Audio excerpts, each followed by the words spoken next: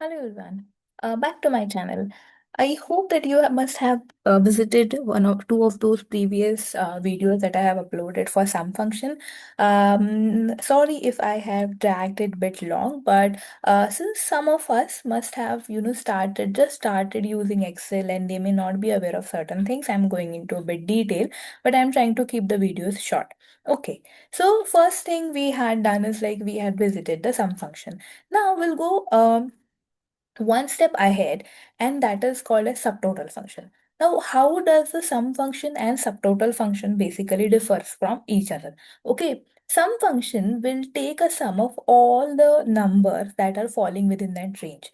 Here, as an example, when I'm taking a sum from E4 to E8, what it will do, it will take a sum of all the numbers that are falling within range. What happens? Subtotal helps us to do other things than sum. So for example, if I want to take an average, okay, what is my average salary? So there is a very easy way to do it. You can use a subtotal function. Okay, now let me for if you first type subtotal, it will show you various functions that are available. See, kind of a subtotal telling you what can you use me for. Okay, you can use me for count, you can use me for max, you can use it for min. This is max means maximum, min means minimum. Okay, you can use it for a product. Okay, I'll show you one of the example. Let me use subtotal for sum. Okay, what I'm telling basically is sum. Now, what is 9 is? 9 is nothing but the count of it. Like for example, against the sum, you see 9. So it is telling me that I have selected a sum function. Okay, let me just select it. And once you select that, it appears and you tab it, click on a tab, and then I give comma. After that, it is asking for the reference number. So reference is nothing, again, reference is your cell range. So it is asking, you want me to take a sum and you want me to take a sum from where to where. So I want this function to take a sum from my cell E4 till E80, E8, sorry. Okay. Now you say, oh, I don't see anything different than this. What's the difference in both of those functions? Let's say you have this table and now you want to analyze it.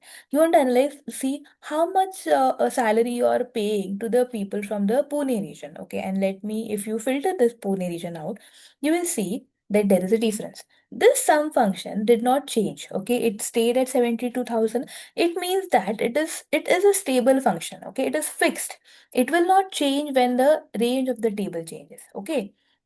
But subtotal helps you in that case that it will tell you what actually you see in front of it. It will filter out the things that you want to filter out. So here you can see that 39,000 that you see here, you can see in the subtotal function.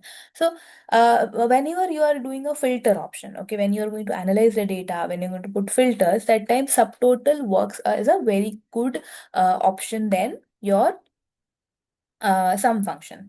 Okay, this is just one step ahead. Many times it will happen that you will going to analyze this data, and then what will happen if you try to put a sum function to it, you'll see that data is not matching. So subtotal works as an easy option. Now subtotal I have told only about sum. That is the reason I'm comparing the two sums. Okay, but subtotal is also useful for doing other things like that we have other sub functions. Okay, let me just give you an example. Let's do an maximum, okay, using subtotal. Now, if I use, like, I'm doing a subtotal, okay, and if you see maximum is at 4, okay, I click on it, I do a tab, and then again, I give a reference to it. Kind of, I select an array, and let me just select that same array again and close the bracket. Now you see it, what it is showing me, it is showing which is the maximum amount from this. That is what I want to that is what I want to see. Now, see the trick, see the magic here. Let me filter out Pune. How this changes, okay? Did you see what happened? It only looked at the filtered option. It only looked in the Pune region. So some functions stayed as it is 72,000.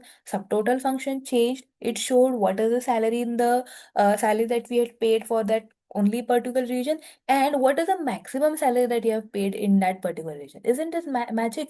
So this helps you with, with lot of data reading. So like if I go to Mumbai and I know only filter out Mumbai, it will show me in Mumbai my maximum salary is 18,000, and how much total I'm paying in the Mumbai region. I'm paying 33,000.